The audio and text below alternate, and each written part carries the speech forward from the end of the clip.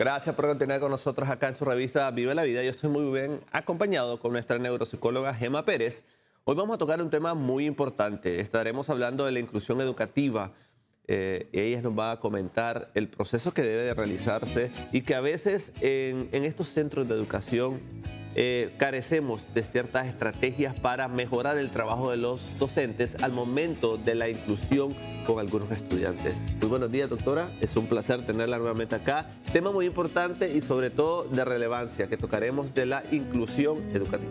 Siempre contenta de estar acá, empezando el día lunes con mucho entusiasmo, especialmente hablando de este tema que incluye a muchos miembros de la sociedad, porque cada uno tiene un escenario. Es un tema polémico, sí, porque el docente tiene su realidad, el padre de familia otra, sí, y el mismo niño otra. Y todas las personas queremos ser bienvenidas y sentirnos incluidos en cualquiera de los sistemas que vayamos. Bien, para comenzar, así en sencillas las palabras, muchos podemos imaginarlo, la inclusión educativa es que mi hijo se pueda adecuar al ambiente estudiantil, pero eso es una parte, pero también con nuestros niños que no tienen capacidades o tienen una discapacidad, que necesitan ir a un colegio, que necesita que el docente también lo incluya en las actividades escolares.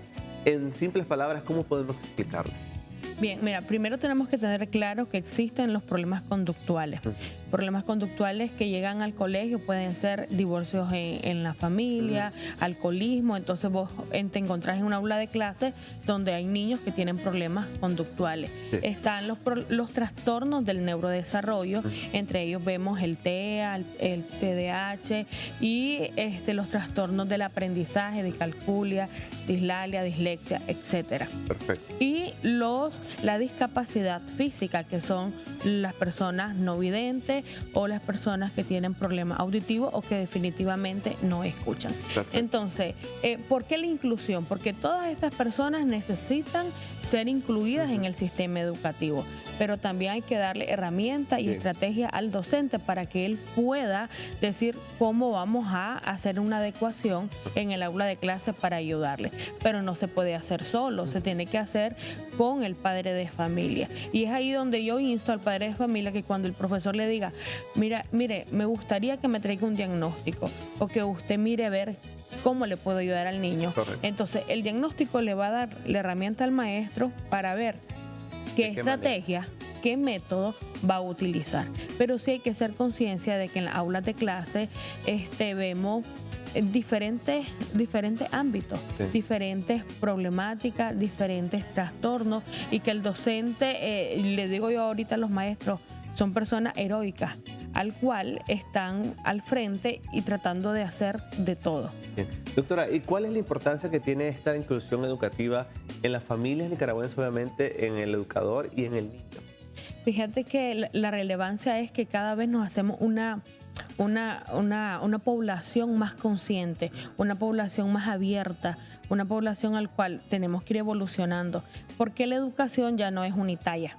Antes, por ejemplo, si el maestro decía todos van a dibujar una casita, entonces hacían el triangulito y el cuadradito. Correcto. Hoy en día la educación tiene que ir bajo las necesidades del estudiante, no del docente, sino del estudiante, y ir metiendo estrategias innovadoras para que ellos vayan aprendiendo desde el descubrir y no desde la memorización sin sentido, sino que memoricen, porque tienen que haber procesos de memoria. Correcto. Pero que le hagan el sentido, el por qué me estoy aprendiendo esta fórmula, por qué me aprendo las tablas de multiplicar, en qué me van a servir. Bien. Esto tiene que ver también en la capacitación que debe tener el docente al momento de impartir este tipo. No es lo mismo, o sea, recibir una capacitación normal para niños que estén, por decirlo, completamente sanos, por decirlo así, la educación, la forma que se está educando actualmente. Los maestros deberían también tomar clases de psicología, de algún tipo de educación diferente a la que ellos tienen el proceso normal para enseñar, sí, para ir de la mano con esto. Claro, fíjate que las aulas tienen que ser divergentes.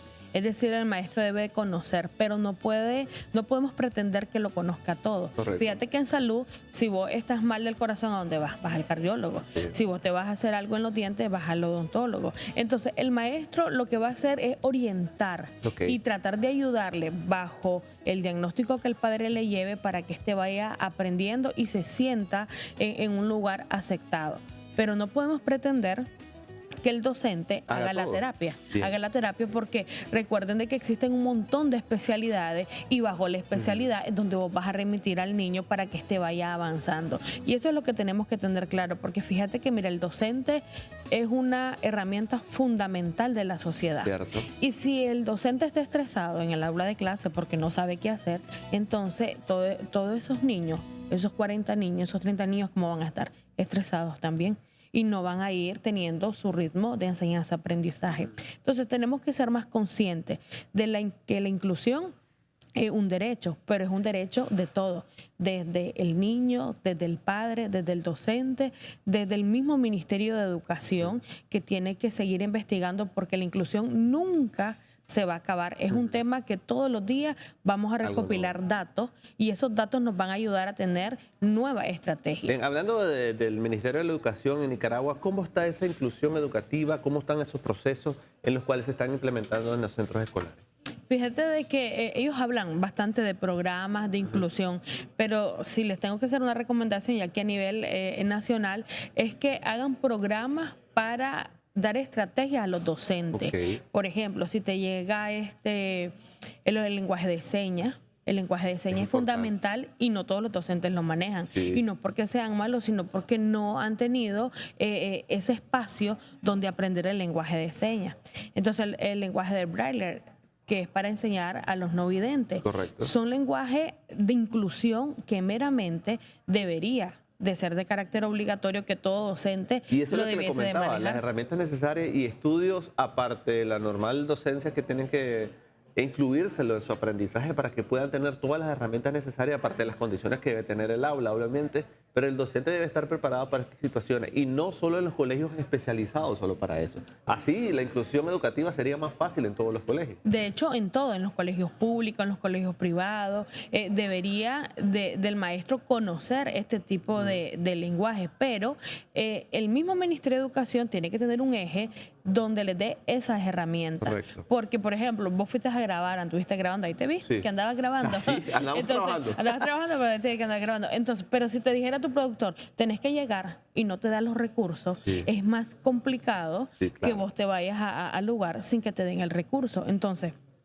el maestro, fíjate, tiene una gran vocación, porque en el aula de clase tenés de todo, diferentes temperamentos, habilidades, destrezas, etcétera. Pero cuando nosotros damos la herramienta, el niño va creciendo, va desarrollando y va en esa escalerita que todos tenemos que ir de la mano. Bien. Consejo, padre de familia, el docente no es tu enemigo. El docente tiene un objetivo que es enseñarle a su hijo. El padre de familia que quiere que su hijo aprenda. Correcto. Entonces, si hacemos un buen equipo, vamos a lograr tener ese resultado. Bien. Y que no se enojen cuando les diga el docente, hay que hacer diagnóstico, porque el diagnóstico nos ayuda para poder hacer una buena estrategia, una nueva metodología dentro del aula de clase. Y al final el padre de familia tiene que aceptar realmente que si su niño tiene algún tipo de problema, llevarlo a examinar para que sea valorado y obviamente tener un resultado y poder comunicarlo con el docente y trabajar juntos de la mano. Porque al final mi responsabilidad como padre es una, pero su responsabilidad como docente también es otra. Y vamos de la mano. Así es, y el terapeuta, porque aquí, fíjate que aquí ya no se queda en un triángulo, sino que aquí hacemos un cuadrado, porque tiene que estar el terapeuta, el docente, el padre de familia y el niño, y los tres, como el padre de familia, el terapeuta, el padre, tienen que ver lo mejor que le conviene al niño para que éste vaya desarrollando. Perfecto. Doctora, ¿dónde podemos comunicarnos con usted para esto y más temas? Mira, estamos en Vía Miguel Gutiérrez y los números son 843-58880. Te quiero decir algo importante. Sí. El padre de familia, yo sé que lo más difícil es la aceptación. Cuando alguien te dice, mira, tu niño algo necesita, o el docente te está diciendo una orientación, el paso más complicado es la aceptación. Pero una vez que pasa la aceptación, usted ve como su mismo carácter va mejorando y vamos ayudándole mejor a nuestro niño. Muchas gracias, doctora. La verdad que este tema es muy importante. Esperamos que tengamos más espacio para poder hablar de él más adelante. Alexiño, en este caso continuamos con más. Sería como una segunda parte, mi estimada doctora. ¿La podríamos hacer? ¿Lo podríamos hacer, don Yasser? Falta mucho que hablar sobre este tema, sobre herramientas, estrategias. Y sería bueno tocarlo la próxima semana. Alexiño, continuamos con más. Y nosotros continuamos.